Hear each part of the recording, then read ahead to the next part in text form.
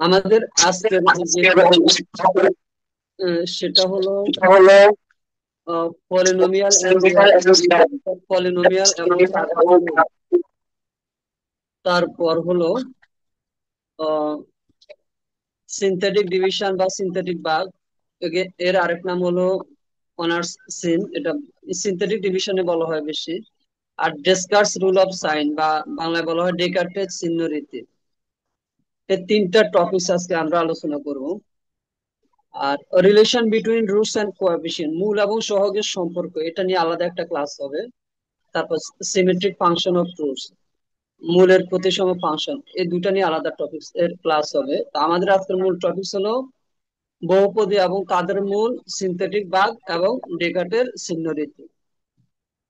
তো আমাদের এখানে প্রথমে যে টপিকটা রয়েছে সেটা হলো বহুপদী এবং তাদের মূল।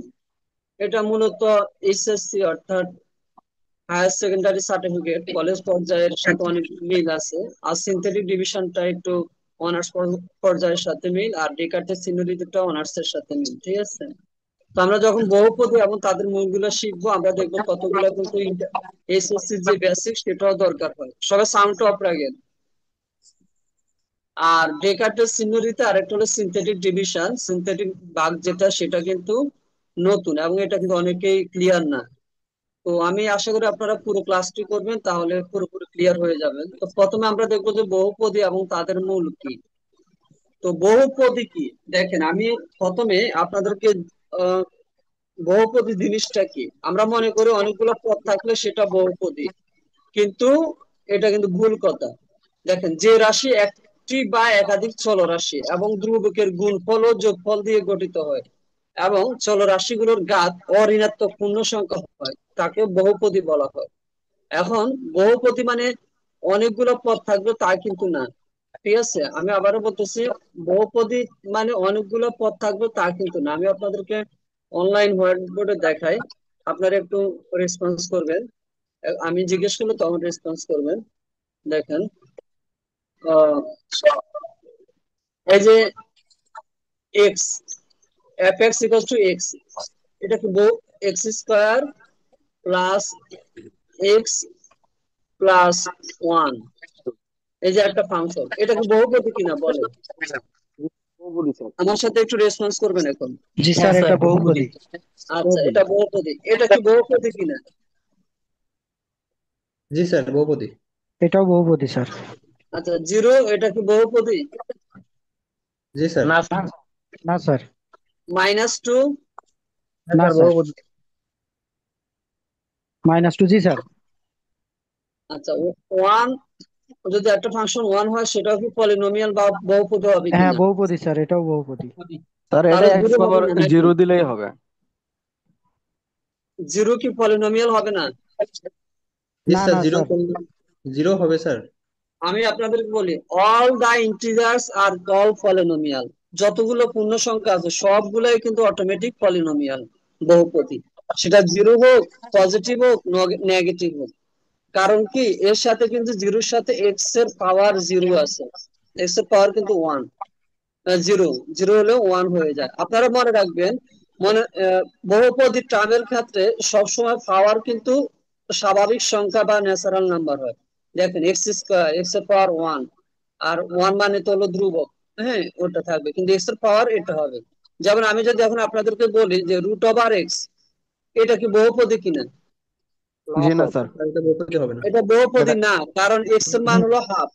হাফ। তাহলে জি এক্স এর স্যার। যে পাওয়ারটা, এখান থেকে কিন্তু অনেকগুলো এমসিকিউ আসতে পারে। দেখেন, এই যে এক্স এর যে পাওয়ার, তাহলে পাওয়ারটা কিন্তু একটা ভগ্নাংশ, এটা কিন্তু স্বাভাবিক সংখ্যা না, যার কারণে এটা বহুপদী না। আচ্ছা, এখন যদি আমি সাইন এক্স একটা ফাংশন লিখি, এটা কি বহুপদী হবে কিনা? না স্যার। মনে রাখবেন, ত্রিকোণমিতি কোনো ফাংশন বহুপদী না, লগারিদম কোনো ফাংশন বহুপদী না, এক্সপোনেনশিয়াল কোনো ফাংশন বহুপদী না। বহুপদী হলে অবশ্যই এক্স এর টার্ম হবে অথবা ধ্রুবক হবে। হ্যাঁ, ই টু পাওয়ার এক্স, এটাও কিন্তু বহুপদী না। এ টু পাওয়ার এক্স, এটাও কিন্তু বহুপদী না। আপনাদের পরীক্ষা দিতে পারে যে নিচের কোনটি বহুপদী পদ। বা নিচের কোনটি বহুপদী? তাহলে বহুপদী হতে হলে এক্স এর পাওয়ার সবসময় স্বাভাবিক সংখ্যা হবে, কোনো ভগ্নাংশ হতে পারবে না, রুট হতে পারবে না। তারপর পাওয়ার, সরি, এক্স যে কোনো পূর্ণ সংখ্যা হলে সেটাও কিন্তু কি বহুপদী। এই জিনিসটা কিন্তু ভালো করে মাথায় রাখবেন। আমরা অনেকে কিন্তু অনার্স শেষ করছি কিন্তু বহুপদী জিনিসটা অনেকে ভুল করি, এখানে কিন্তু এটা ক্লিয়ার না। তো এখানে শুধুমাত্র একটা টার্ম যদি ওয়ান থাকে সেটাও কিন্তু বহুপদী, শুধু সিক্স এক্স থাকলেও বহুপদী, ফাইভ এক্স স্কোয়ার থাকলেও বহুপদী, টু এক্স কিউব থাকলেও বহুপদী, আর অনেকগুলা থাকলেও সেটা বহুপদী। তাহলে বহুপদীর সংজ্ঞাটা কি আসলে জানেন?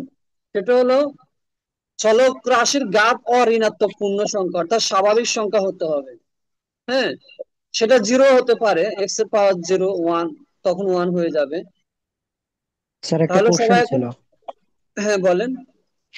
স্যার ওই যে বললেন যে ত্রিকোণমিতিক যে অনুপাত ওইগুলা বহুপদী নয় কেন? বহুপদীর কন্ডিশন হলো এক্স এর যে পাওয়ার সেটা সবসময় অঋণাত্মক হবে, অর্থাৎ ওয়ান টু থ্রি জিরো এগুলা হতে পারে। কিন্তু এটা তো সাইন এক্স, কোন ত্রিকোণমিতিক ফাংশন, এটা তো সাইন এক্স পুরোটা একটা ত্রিকোণমিতিক ফাংশন। লন এক্স এটা বহুপদী না, বহুপদী হলো এক্স এর টার্ম গুলোকে আমরা বহুপদী বলি। এখন বলছেন কেন, তাই না? এই কেনের জি উত্তরটা স্যার। আমি বলি। বহুপদীর জেনারেল ইকুয়েশন হলো এটা, আমরা এভাবে লিখি পি নট, হ্যাঁ, প্লাস পি ওয়ান এক্স, বহুপদীর যে general system P one x, হ্যাঁ, এভাবে লেখা হয়। পি নট পি ওয়ান এগুলো হলো যে কোনো বাস্তব সংখ্যা, প্লাস পি টু এক্স এটা হলো পি বহুপদীর টু এক্স স্বাভাবিক স্কোয়ার। সিরিজ, হ্যাঁ, P two X square, P naught P one P two A two এগুলো হলো আহ বাস্তব সংখ্যা, সেটা পজিটিভ হোক নেগেটিভ হোক বা জিরো হোক, ডট ডট ডট এভাবে যেতে থাকবে। বুঝতে পারছেন? দেখেন এখানে সবগুলো কিন্তু এক্সেপ্ট টার্ম, এই কারণে এখানে কোনো সাইন এক্সেপ্ট টার্ম থাকবে না, এই কারণে বহুপদীতে কোনো সাইন এক্স নেই। ক্লিয়ার এখন? বুঝতে সবাই পারছেন? মাইকটা একটু অফ সবাই মাইকটা আচ্ছা একটু অফ ঠিক আছে রাখেন, এখন। নয়েজ আসতেছে। আচ্ছা আমি বলবো, সমস্যা নেই, এটা আমি এই সুযোগটা দিলাম কথা বলার জন্য। এখন সবাই ক্লিয়ার তো না? জি স্যার। আচ্ছা ঠিক আছে, এবার মাইকটা অফ করি সবাই, আমি নিজেই অফ করে দিচ্ছি আপনাদের। আহ,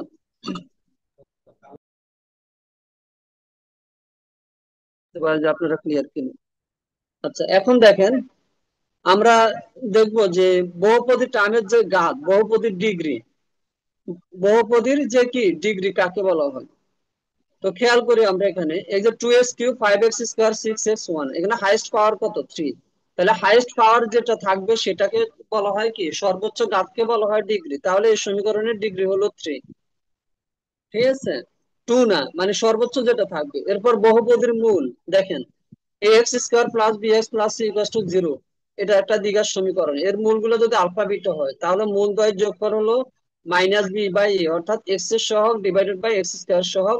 আর আলফা বিটা হলো, সরি এখানে মাইনাস দুইটা হয়ে গেছে, মাইনাস একটা হবে, শুধুমাত্র মাইনাস বি বাই এ হবে। আর আলফা বিটা অর্থাৎ মূল দ্বয়ের গুণফল হবে সি বাই এ, অর্থাৎ ধ্রুবক ডিভাইডেড বাই এক্স স্কোয়ার সহগ। এই এটা হলো বহুপদীর মূল সংক্রান্ত সূত্র।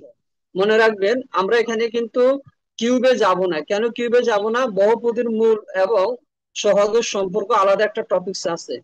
হ্যাঁ, কিউব দিয়ে কিভাবে হবে, ফোর দিয়ে কিভাবে হবে, সেটা আমরা এই টপিকসে শিখবো। এখানে শুধুমাত্র বহুপদীর মূল কিভাবে নির্ণয় করা হয় সেটা শিখবো। আমি আবারও বলছি, আমাদের টার্গেট থাকে সিলেবাস ধরে ধরে টপিকস ওয়াইজ ডিসকাশন করা। ঠিক আছে, এখানে কিন্তু আমরা অতিরিক্ত বা অপ্রয়োজনীয় কিছু এখানে অ্যাড করি না, যা অ্যাড করেছি সবগুলো দরকার আছে। তাহলে মূল নির্ণয়ের পদ্ধতি, তাহলে আমরা জানি যে একটা সাধারণ সমীকরণের যে সমাধান আমরা বের করি সেটাই কিন্তু তার মূল। একটা সমীকরণ বলে সমীকরণ যদি সমাধান করেন আপনারা, এক্স এর মান যখন ধরেন ফর এক্সাম্পল থ্রি ফোর পাইছেন, তাহলে এই থ্রি ফোরটা হলো ওই সমীকরণের মূল বা বীজ বলা হয়, ইংরেজিতে বলা হয় রুট। এখন এই মূলটা কিন্তু অনেক সময় আমরা মিডল টার্ম করেও পাই, আর অনেক সময় দ্বিঘাত সমীকরণের মাধ্যমে পাই। যখন মিডল টার্ম হয় না তখন আমরা দ্বিঘাত সমীকরণ ব্যবহার করি। এরপর সিনথেটিক ডিভিশন বা সংশ্লেষ বিভাজন বলা হয়। তো বাংলায়ও কিন্তু সিনথেটিক ডিভিশনে বলা যায়। তো এটাও কিন্তু আমরা এটার মাধ্যমেও কিন্তু বহুপদীকে কি ভাগ করতে পারি, সেটা আছে, একটু পরে আমরা শিখবো। তারপর রেশনাল রুট থিওরেম আছে, এটা একটু লেস ইম্পর্টেন্ট, এটা দিয়ে পি বাই কিউ এর উপর সম্ভাব্য মূল নির্ণয় করা যায়, অর্থাৎ ভগ্নাংশ রূপে। তো এগুলো জাস্ট টপিকস গুলো। আমরা এখন এটা বহুপদীর মানে এখান থেকে যে আমি আগে বলেছি যে আপনাদের বহুপদীর মূল যে টপিকসটা আছে সেটা কিন্তু সহজ, ঠিক আছে, এত কঠিন না। যেমন আপনাদের এখানে একটা সমীকরণ দিল, দিয়ে বললে সমীকরণের মূলদয় কি কি, আপনারা জাস্ট এটা সমাধান করে ফেলবেন। সমাধান করার পর যেটা পাবেন সেটা হলো মূল। এত সহজ দিবে না, জাস্ট এটা আমরা বেসিক ক্লিয়ার করার জন্য। কিন্তু এগুলো আসার মানে সম্ভব পসিবিলিটি অনেক বেশি। কারণ হলো আপনারা জানেন যে এইচএসসি এর বইতেও আছে B square minus four AC, তাই না? যখন কোন সমীকরণের মূল B square minus four AC equal to zero হয় তখন মূলদ্বয় কি হয়, সমান হয়। আবার B square minus four AC যখন জিরো থেকে ছোট হয়, নেগেটিভ হয়, তখন মূলদ্বয় কি হয়, কাল্পনিক হয়, বা আমরা বলি যে জটিল মূল। আবার যদি B square minus four AC greater than zero হয় তখন আমরা বলি বাস্তব মূল, এবং সেটা কি অসমান হয়। এরকম আমরা বিভিন্ন কন্ডিশন গুলো শিখেছি এইচএসসি এর বইতে, তাই না, কলেজের বইতে। এই টাইপের গুলো আসার সম্ভাবনা অনেক বেশি এখান থেকে, মূল থেকে। তাহলে এই যে সমীকরণ, একটা সমীকরণ দিয়ে বলবে এই সমীকরণের মূলগুলো কি রকম, বাস্তব ও ভিন্ন, বাস্তব ও সমান, কাল্পনিক, জিরো এবং ওয়ান। আসলে সেটা কিন্তু না, এটা হলো কাল্পনিক। কেন কাল্পনিক? কারণ আমরা এখানে বি স্কোয়ার মাইনাস ফোর এসে বের করবো। বি কত, দেখেন a x square plus b x plus c. A হলো এক্স স্কোয়ারের সহগ, বি হলো এক্স এর সহগ, আর সি হলো ওয়ান। তাহলে বি স্কোয়ার মানে one square one, minus four ac, four into one, a কত এক্স স্কোয়ারের সহগ, আবার সি কত ওয়ান। তাহলে b square minus four ac হলো মাইনাস থ্রি। যেহেতু এটা লেস দেন জিরো, তাহলে কি আমরা এটাকে বলবো কি, এই মূলগুলো জটিল হবে। আমি আবারও বলি, আমরা এটা দিয়ে মূল নির্ণয় করি, B square minus four AC, এই ফর্মুলা দিয়ে ফোর এসি। এটা যদি জিরো হয় তখন মূলগুলা কি হয়, বাস্তব এবং সমান হয়। আবার যদি গ্রেটার দেন জিরো হয়, বাস্তব এবং অসমান হয়। লেস দেন জিরো হলে সেটা জটিল হয়ে যায়।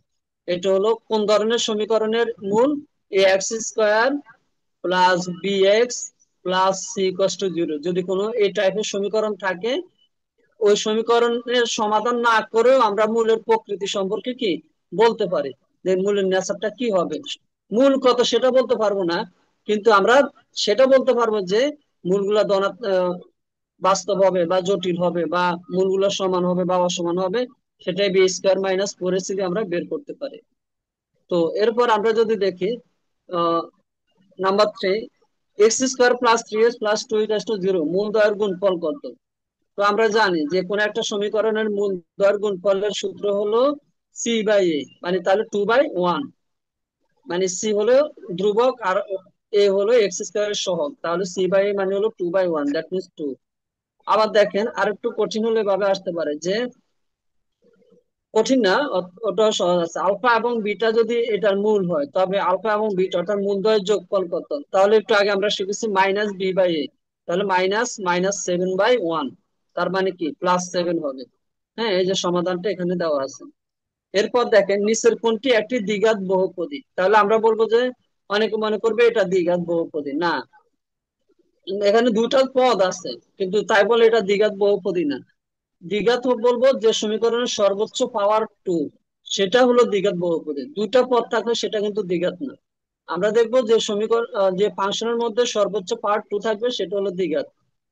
আবার দেখেন এখানে বলছে এই সমীকরণের একটি মূল হলো আহ, একটি মূল স্যার টু, এটা টু হবে, একটা টু একটা টু হবে, হবে। সরি, হ্যাঁ আচ্ছা আমি কারেকশন করে দিব, একটি মূল টু, অন্য মূল কত? তো এটা আসলে কি আপনারা সমাধান করলে দেখবেন যে এটা কি X minus two whole square লেখা যায়। তাহলে একটু টু হলে আরেকটা কি হবে, টু হবে। এরপর দেখেন আরেকটু যদি কঠিন হয়, এই টাইপের আসার সম্ভাবনা বেশি আছে। কারণ হলো আমরা জানি যে সমীকরণ কিভাবে গঠন করে। এই সমীকরণের মূলদ্বয়ের যোগফল হলো এইট এবং গুণফল হলো ফিফটিন, তাহলে সমীকরণটি কি হবে? তো আমরা জানি সমীকরণ কি, এক্স স্কোয়ার মাইনাস মূলদ্বয়ের যোগফল ইন্টু এইট, যোগফল ইন্টু এক্স প্লাস মূলদ্বয়ের গুণফল। একটা সমীকরণ কিভাবে গঠন করে আমরা তো জানি, এটা যে এক্স স্কোয়ার মাইনাস মূলদ্বয়ের যোগফল ইন্টু এক্স, আর এখানে প্লাস দিয়ে মূলদ্বয়ের কি গুণফল, এখানে বসবো গুণফল, তারপর এখানে কি আমরা জিরোটা বসাই। ঠিক আছে, এই ফরম্যাটে এখানে এক্স স্কোয়ার মাইনাস মূলদ্বয়ের যোগফল কত এইট সেটা বসবে, তারপর এক্স প্লাস মূলদ্বয়ের গুণফল কত ফিফটিন। এরপর দেখেন নিচের কোনটি বহুপদী, খেয়াল করেন। আর মাইনাস হলো কেন এখন আরেকটু বলতে হবে। -8।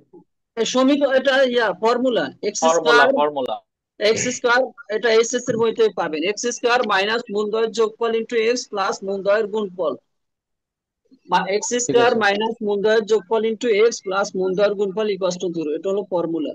আচ্ছা, ঠিক স্যার আছে, ঠিক আছে। আচ্ছা, স্যার আমি শেষ করি প্লিজ। এরপর দেখেন আরেকটা আছে 8 নাম্বার, লাস্ট একটা বলি। নিচের কোনটি বহুপদী? ঠিক আছে, তো এই বহুপদী ফাংশন তো আমি একটু আগে আপনাদের বলেছি, যেমন সাইন এক্স প্লাস ওয়ান, এটা বহুপদী হবে না, কারণ এটা সাইন আছে। লন এক্স প্লাস টু, এখানে লন আছে, এটাও বহুপদী হবে না। ই টু দি পাওয়ার এক্স ও বহুপদী হবে না। জিরো, যে কোনো সংখ্যা সেটা বহুপদী হতে পারে। এগুলা মূলত এখান থেকে আপনাদের যেগুলো এসএস এর সাথে মিল আছে, এখান থেকে আসার সম্ভাবনা বেশি। মেইন হলো আপনাদের কঠিন হলো সিনথেটিক ডিভিশন, আর একটা হলো ডিসকাস রুল অফ সাইন, মূলের প্রকৃতি কিরকম হবে, হ্যাঁ, কটা বাস্তব হবে অবাস্তব হবে সেরকম বলেন। এবারে মূলের মানে বহুপদী মূল সম্পর্কে কোনো প্রশ্ন থাকলে জিজ্ঞেস করতে পারেন, বলেন। হ্যাঁ, কে বলতে চাচ্ছিলেন বলেন। স্যার শোনা যাচ্ছে আমাকে? হ্যাঁ, আমি শুনতে পাচ্ছি, বলেন। স্যার আপনি তো শুধুমাত্র দ্বিপদী রাশিগুলো দেখাইছেন, সেই ক্ষেত্রে কি ত্রিপদী ঘাতের যেগুলো সেগুলো করতে হবে? Sorry, b x plus b, যেটা x, a x cube plus b x square plus c x plus b zero আছে না না? আমি তো আগে বললাম, আমরা তো দেখেন আমাদের টপিক সেটা আছে, কিউবের গুলো আছে, এই যে দেখেন আমি কিন্তু সিলেবাস স্টাডি করে কিন্তু আপনাদের ক্লাস নিচ্ছি, সিলেবাস ভালো করে বুঝে সিলেবাস ওয়াইজ দেখেন।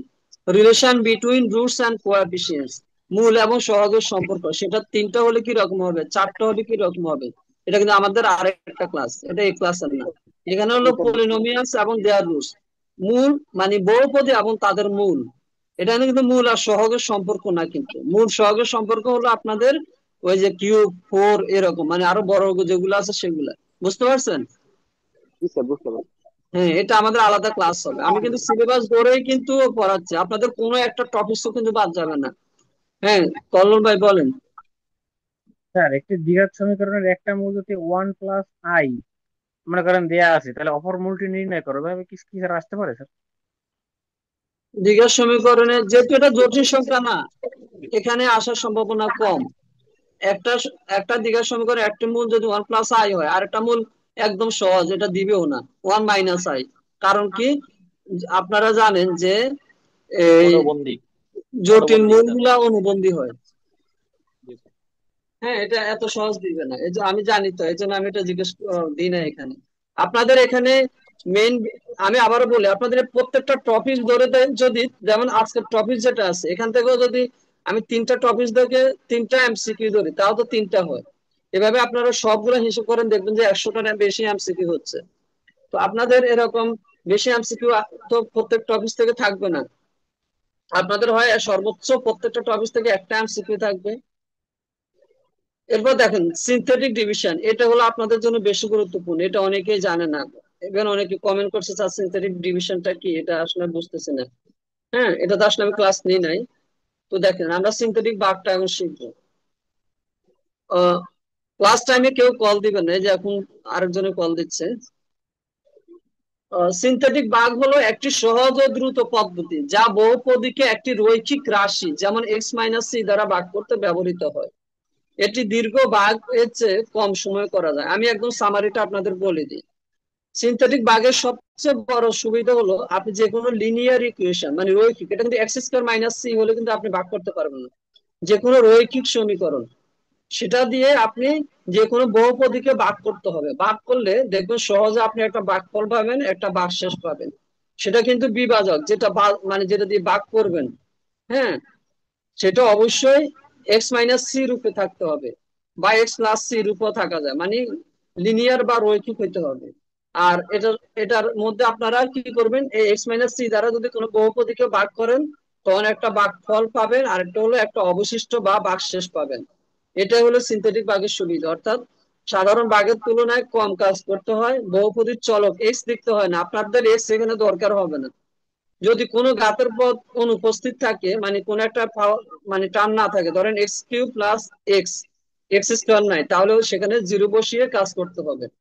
যেমন আমরা উদাহরণটা দেখি, এই যে একটা পলিনোমিয়াল বা বহুপদী আছে, 2x³ - 6x² + 2x - 1, এটা একটা বহুপদী। এখন এটার বিভাজক, এটাকে আমরা x-3 দ্বারা ভাগ করব।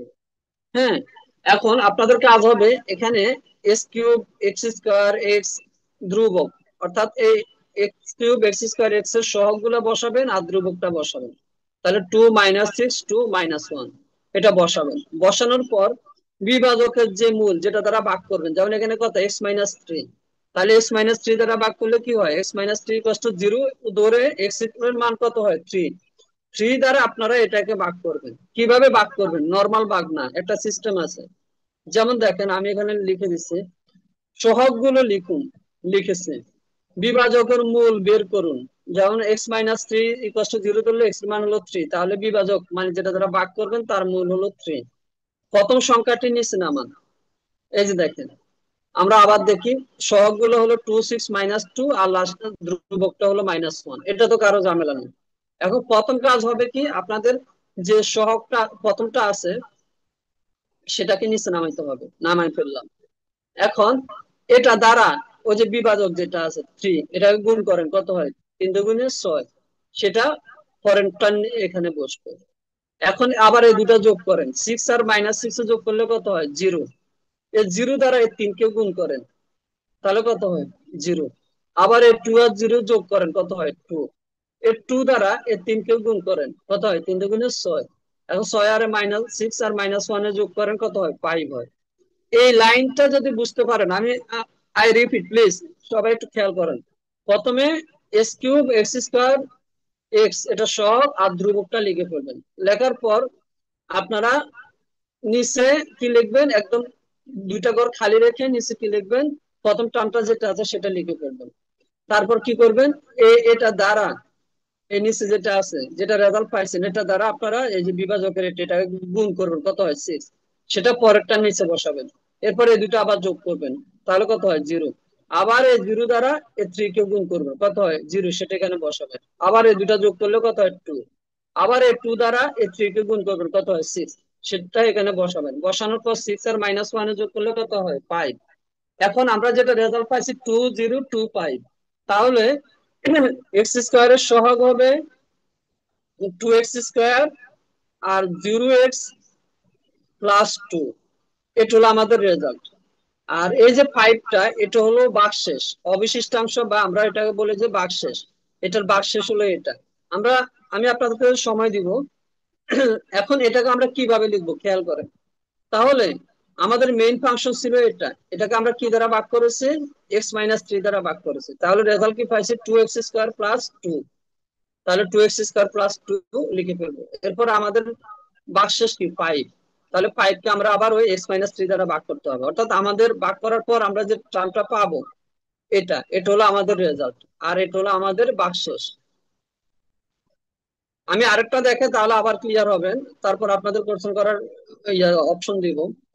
x³ + 4x² - 3x+4, এখানে x³ এর সহগ কত 1, x² এর সহগ কত 4, x এর সহগ -3 আর ধ্রুবকটা হলো 2, সেটা লিখে ফেললাম।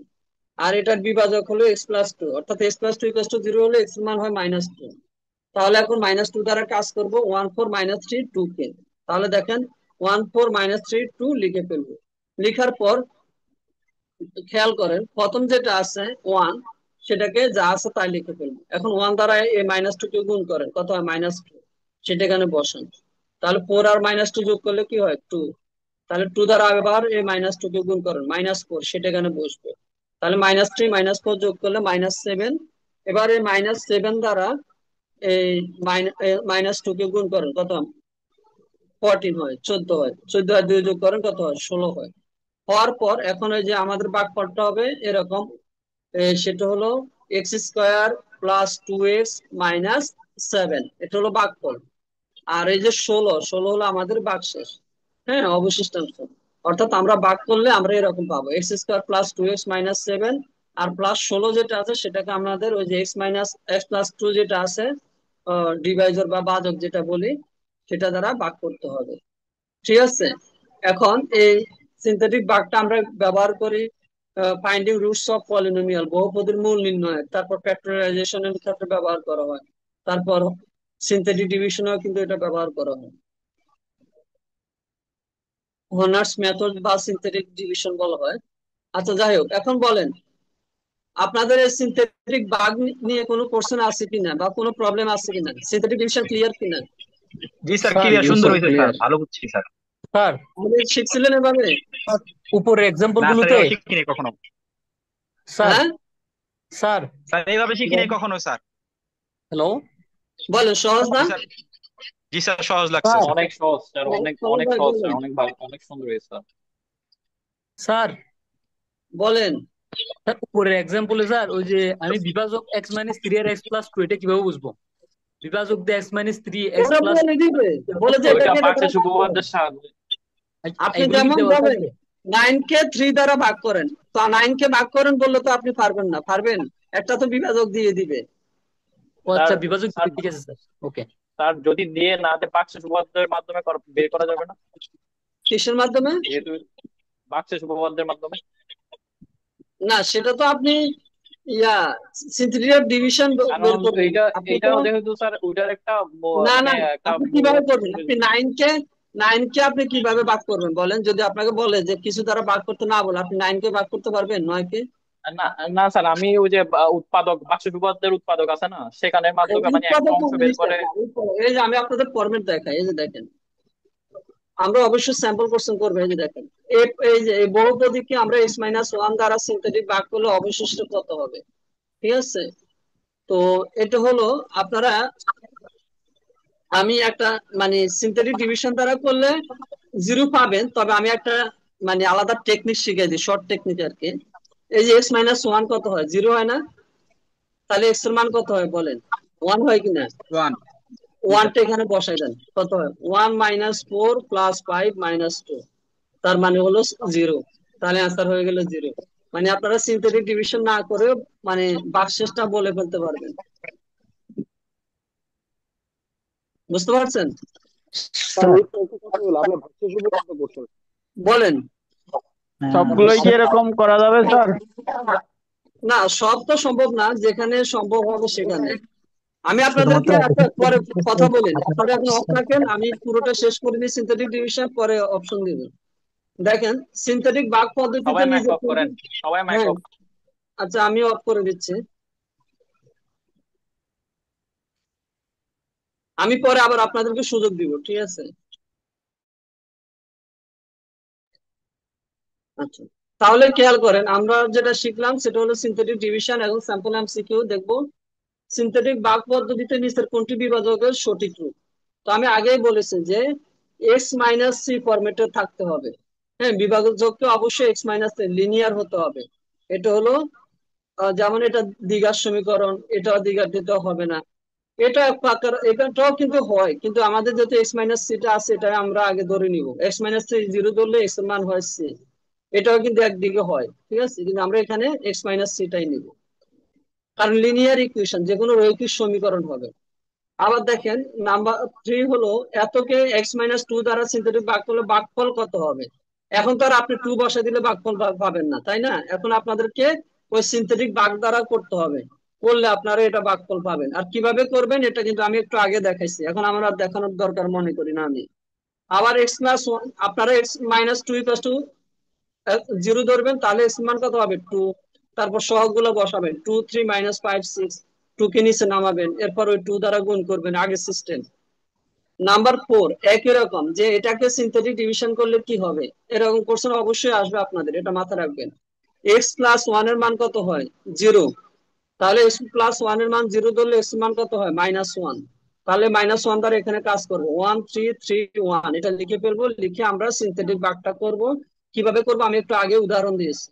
তাহলে এখানে দেখেন, এখানে বলছে অবশিষ্ট কত হবে, তাহলে এখানে একটা সুবিধা আছে, আমরা x+1 কে 0 ধরলে x এর মান -1 পাই, সেটা এখানে বসা দিলে আমরা অটোমেটিক 0 পাবো, সেটা আবার এখানে সহজ আছে।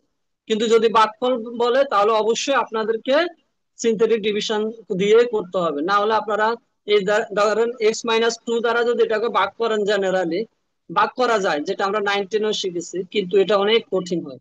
কিন্তু সিনথেটিক ডিভিশন দ্বারা ভাগ করলে অনেক সহজ হয়, ঠিক আছে? অনেক বড় বড় টার্ম গুলাকে আমরা সিনথেটিক ডিভিশন করতে পারি। তাহলে ভাগফল করলে আমাদের একটু সময় লাগবে, আর ভাগশেষ করলে আমরা এখান থেকে এক্স এর মানটা এখানে বসাই দিব, তাহলে যেটা পাবো সেটাই ভাগশেষ। আবার ডিরেক্টলিও লেখা যায়, এটাকে a cube plus 3a² b plus 3a b square plus b cube formula লিখলে a plus b whole cube. তাহলে এখানে এক্স প্লাস 1 কে 0 ধরলে এক্স এর মান হবে -1।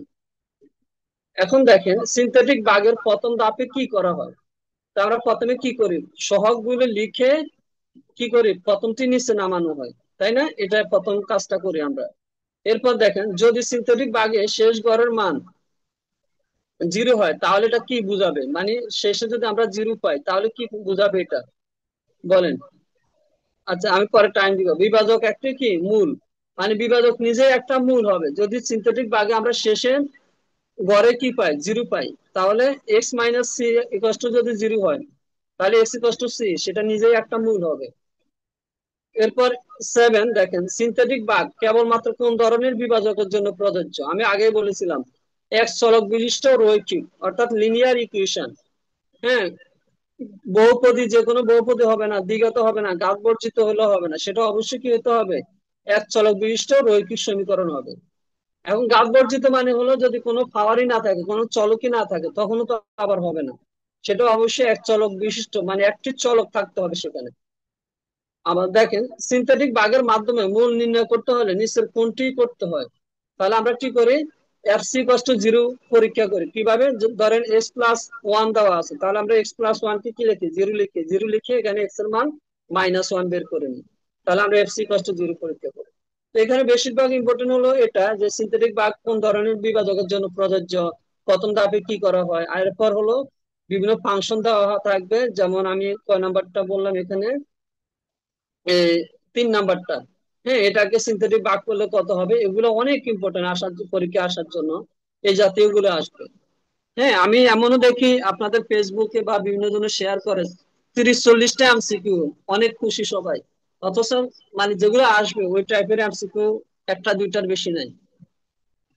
তো মেইন গুলো আপনারা শিখবেন, মেইন টপিক ধরে ধরে শিখেন। দেখেন আপনারা সিনথেটিক বাগ শিখতেছেন, তাহলে সিনথেটিক বাগ মানে তো এগুলা।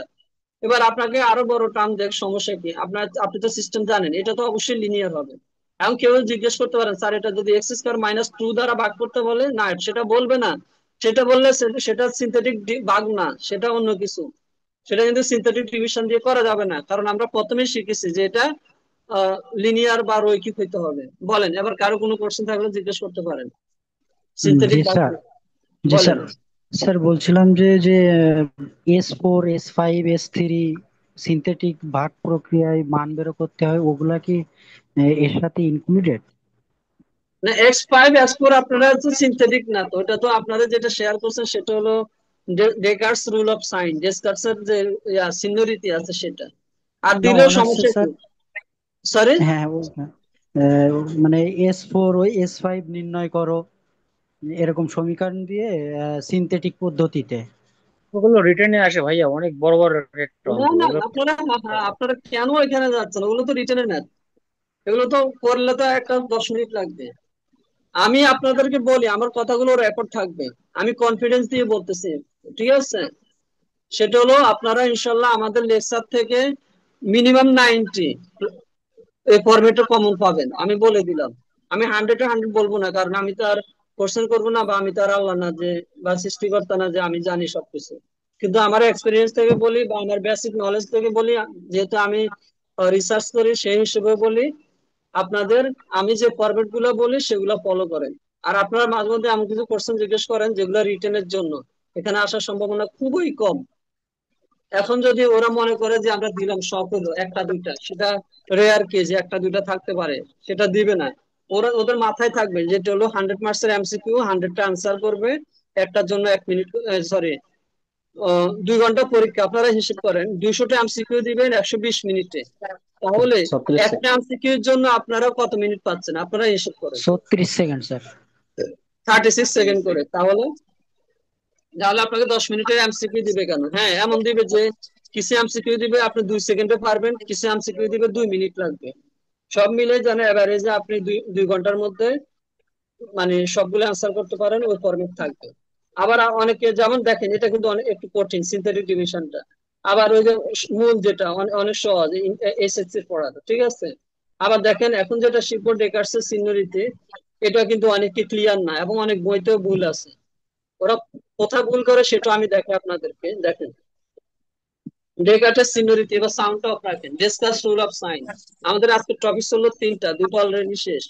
দেখেন, আপনারা সিনিয়রিটিটা মাথায় রাখেন, তাহলে আর কোনো ভয় নাই। সেটা হলো কি, এটি এমন একটি পদ্ধতি যা একটি বহুপদী সমীকরণের বাস্তব ধনাত্মক ও ঋণাত্মক মূলের সম্ভাব্য সংখ্যা নির্ধারণে ব্যবহার করা হয়। আমি বলি, ডিসকাস রুল অফ সাইন, এটা দিয়ে কিন্তু আপনারা কোনো সমীকরণ সমাধান করতে পারবেন না। আপনারা শুধু জানবেন যে ওই সমীকরণের কয়টা বাস্তব ধনাত্মক মূল আছে বা ঋণাত্মক মূল আছে, ততটুকু। ধনাত্মক আর ঋণাত্মক মূল পরীক্ষা আসতে পারে যে ডেকার্টের সিনিয়রিটির প্রয়োগ কি, বাস্তব এবং ধনাত্মক ও ঋণাত্মক মূলের সম্ভাব্য সংখ্যা নির্ধারণে ব্যবহৃত হয়। আমি আবারও বলি, ধনাত্মক এবং ঋণাত্মক মূল, এটাই হলো ডেকার্টের সিনিয়রিটির কাজ। এবং কখন ধনাত্মক হবে কখন ঋণাত্মক হবে, দেখেন এই যে একটা ইকুয়েশন খেয়াল করেন, আমি একটু জুম করে দিচ্ছি। fx equals to 2x cube minus 5x square plus 3x minus 1। দেখেন, অনেকে এখান থেকে শুরু করে, বলে মাইনাস প্লাস মাইনাস, না এটা কি দোষ করলো, এটার আগে তো প্লাস আছে।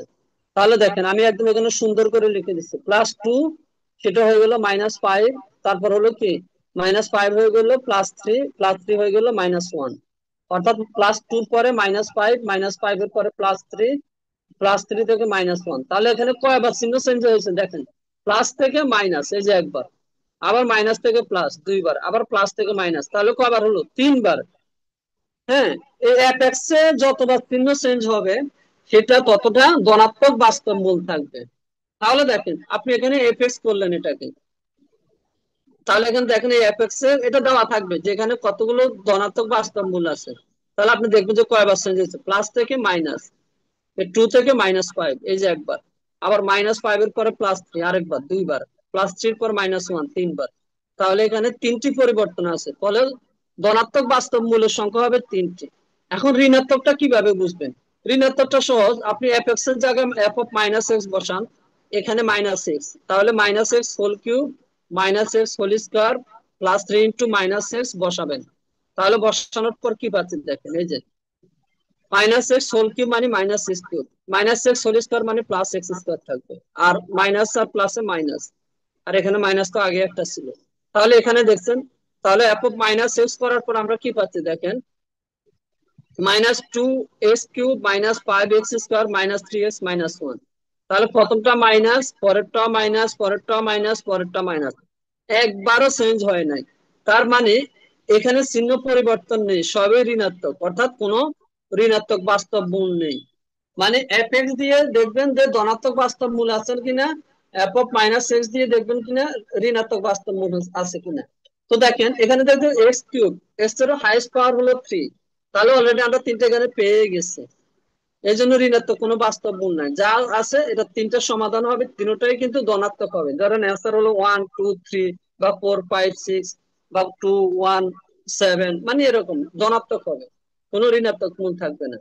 তাহলে দেখেন, ডেকার্টের সিনিয়রিটি আমাদের শুধু সম্ভাব্য মূলের সংখ্যা অনুমান করতে সাহায্য করে, তবে এটি সঠিক মূল নির্ণয় করে না, মানে মূল কত হবে সেটি বলে না, সে শুধু আপনাকে সংখ্যাটা বলবে যে 2টা হতে পারে, 3টা হতে পারে। যেমন এখন আমরা স্যাম্পল এমসিকিউ দেখি, এখানে বলা হয়েছে এর ধনাত্মক মূলের সম্ভাব্য সংখ্যা কত, এবার আপনারাই রেসপন্স করেন, বলেন ধনাত্মক মূল কয়টা হবে? স্যার 3টা হবে। 3টি হবে। আচ্ছা, প্লাস মাইনাস, 3টি হবে স্যার। মাইনাস থেকে প্লাস, আবার প্লাস থেকে মাইনাস, এই যে সহজ। আমি দেখলাম আপনারা গ্রুপে এটা নিয়ে খুবই মানে ডিসকাস করতেছেন এগুলা নিয়ে, অথচ আমি ক্লাসে নিই না। এটা একদম সহজ, দেখেন প্লাস মাইনাস 3বার, তাহলে ধনাত্মক মূল হলো 3টি। তাহলে এর কয়টি বলেন, এখানে কয়টি ধনাত্মক একটি মূল থাকবে? 0। একটি, না স্যার, একটিও না একটিও স্যার। নাই, সবগুলোই তো প্লাস, জিরো এটাতে স্যার। কোনো মূল সবই তো নাই, প্লাস, এটা একবারও তো চেঞ্জ মূল হয় নাই। নাই, তাহলে 0। এখানে কোনো এই যে দেখেন সব প্লাস প্লাস প্লাস, আমি ব্যাখ্যা সহ দিয়েছি, আমাদের এখানে শুধু অ্যান্সার না, আমরা অ্যান্সারের নিচে ব্যাখ্যা সহ দেওয়া আছে, চিহ্ন পরিবর্তন নেই, তাহলে ধনাত্মক মূল হলো 0। এরপর 3 নাম্বার দেখেন, সমীকরণের কয়টি বাস্তব মূল আছে। এখন আপনাদের এখানে বাস্তব মূলের জন্য কি বলতে হবে, এটাও একই রকম যে 0, চিহ্ন পরিবর্তন নেই। আমরা এখন একটু কঠিনে যাই, আচ্ছা, বলা হয়েছে এই সমীকরণের কয়টি ধনাত্মক ও ঋণাত্মক বাস্তব মূল আছে, খুবই দুইটা গুরুত্বপূর্ণ পরীক্ষার জন্য। ঋণাত্মক তাহলে বাস্তব আগে মূল। এফএক্স দিয়ে ট্রাই করেন। আচ্ছা, অ্যান্সার তো দেখেই ফেলছেন। এফএক্স দিয়ে ট্রাই করি, তাহলে প্লাস থেকে মাইনাস, মাইনাস থেকে প্লাস, তাহলে দুইবার চেঞ্জ হলো, সেজন্য দুটি ধনাত্মক বাস্তব মূল। আবার এফ অফ মাইনাস শেষ করলে এটা কিন্তু প্লাসই হয়ে যাবে, কিন্তু এটাও প্লাস হয়ে যাবে। স্যার মাইনাস এক্স, আমি বলি আগে শেষ করি। মাইনাস স্যার করলে minus x to the power 4, মানে এটা প্লাসই হবে। আর মাইনাস এক্সটা মাইনাস মাইনাস এক্স, মানে এটা প্লাস, এটাও প্লাস, কোনো চেঞ্জই হচ্ছে না, তার মানে সবগুলো প্লাস। এই জন্য শূন্যটি ঋণাত্মক মূল থাকবে। বলেন, কলম ভাইয়ের স্যার অনেক প্রশ্ন, বলেন। স্যার মাইনাস দিয়ে করার প্রয়োজন পড়ে না, কারণ স্যার ওই ধনাত্মক বাস্তব মূল নির্ণয় করা হলে পরে সর্বোচ্চ পাওয়ার থেকে ওই সংখ্যাটা বিয়োগ করলে যেটা পাওয়া যাবে ওইটাই ঋণাত্মক বাস্তব মূল স্যার। না, এটা ভুল কথা, এটা একদম চরম ভুল কথা। কেন এটা জানেন? কাল্পনিক মূল না কাল্পনিক মূল? কাল্পনিক মূলও তো হতে পারে, আপনি কিভাবে জানেন যে সেটা ঋণাত্মক বাস্তব মূল হবে? জি স্যার। তাহলে দেখেন, আপনার কথা অনুসারে এখানে যেহেতু ধনাত্মক বাস্তব মূল দুইটা, তাহলে ঋণাত্মক বাস্তব মূল্য দুইটা হয়ে যাবে, কারণ এটা তো পাওয়ার 4। তাহলে অ্যান্সার তো চারটা, হাইস্ট পাওয়ার যতটা থাকবে অ্যান্সারও ততটা হবে। তাহলে দুটি যেহেতু ধনাত্মক বাস্তব মূল, বাকি দুটো তো আমরা ঋণাত্মক ধরেই নিতে পারি। কই, আমার তো আসলে শূন্য, ডেকার্টের শূন্য, ডেকার্টের চিহ্ন রীতি অনুসারে। কি ক্লিয়ার নাকি বলেন? হ্যাঁ স্যার, ক্লিয়ার। জি স্যার, ক্লিয়ার স্যার। এখন ভালো লাগতেছে না বুঝে? জি স্যার। এখন কঠিন মনে হচ্ছে? না স্যার, প্রথমে অনেক কঠিন মনে হচ্ছিল স্যার, এখন সহজ মনে হচ্ছে। যখন নিজেরা নিজেরা করছেন, তাই না? এই যে আমি ব্যাখ্যা সহ দিছি, দেখেন সুন্দরভাবে ব্যাখ্যা সহ দেওয়া আছে। আপনারা হুদাহুদি স্যার আবার একটু বলেন স্যার। কাটাকাটি স্যার করেন, আমার নেট মাপামাপি প্রবলেম করেন। ছিল স্যার। বলেন, এই যে আমি বলতেছি, স্যার আমি আবার একটু বলেন স্যার। স্যার নেটে প্রবলেম ছিল স্যার একটু। আমি বলছি এই যে অ্যাপেক্স, এখানে এক্স এর মান আপনি কয়বার চেঞ্জ হচ্ছেন, সাইনটা প্লাস থেকে মাইনাস, মাইনাস থেকে প্লাস দুইবার, এই জন্য ধনাত্মক বাস্তব মূল হলো দুটি। আবার এফ অফ মাইনাস এক্স করেন, সেটা হয় কি হয়, এক্স 4 প্লাস এক্স প্লাস 3, কোনো চেঞ্জ হয় নাই, যার কারণে এখানে ঋণাত্মক বাস্তব মূল হলো শূন্য। তার মানে কি, এফ এক্স দ্বারা ধনাত্মক বাস্তব মূল বের করা হয়, আর এফ অফ মাইনাস এক্স দ্বারা ঋণাত্মক বাস্তব মূল বের করা হয়।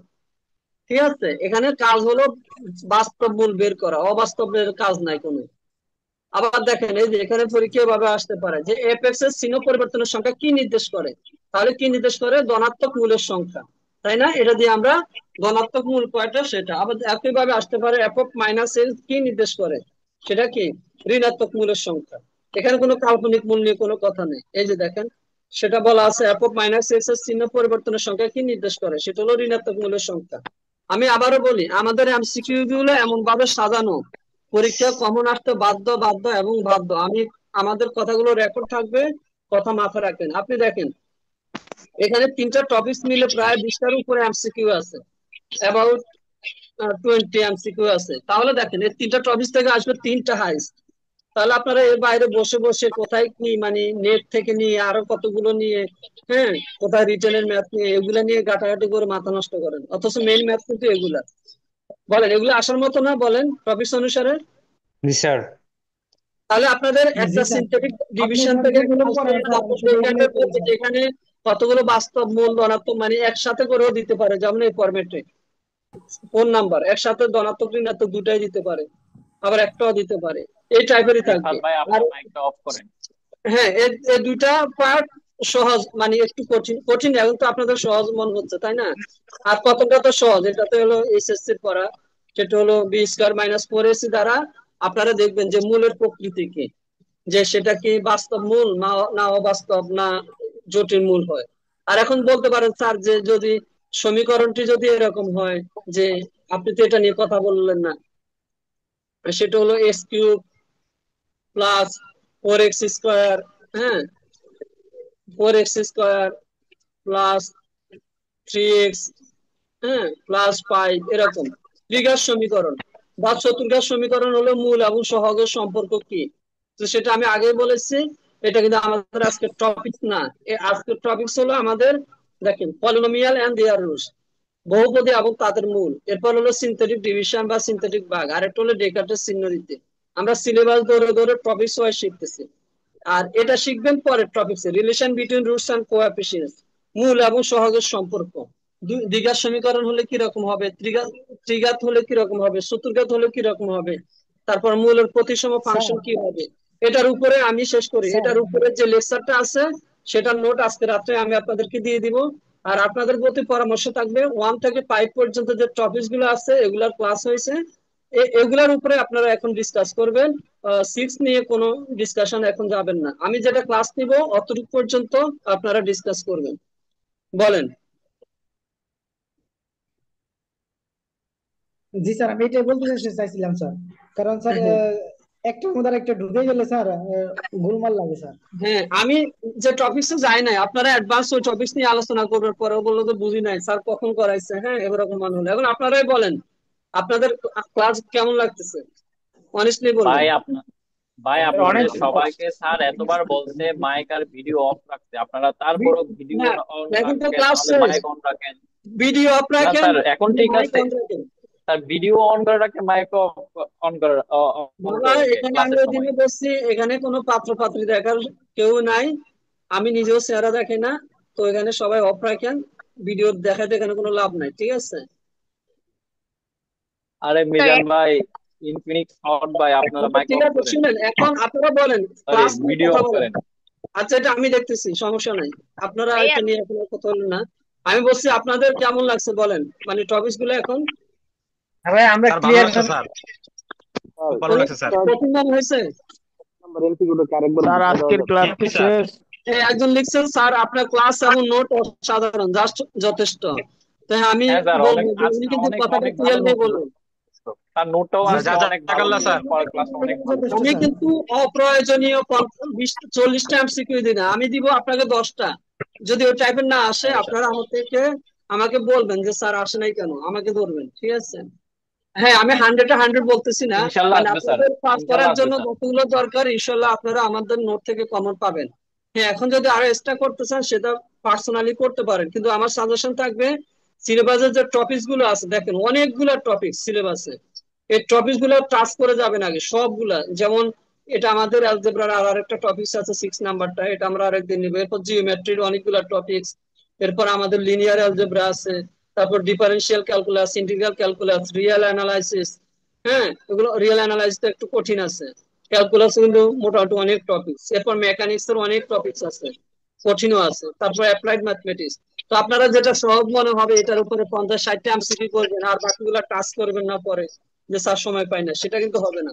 প্রত্যেকটা টপিক শেষ করবেন, ও রিলেটেড 10-20টা করে এমসিকিউ করবেন।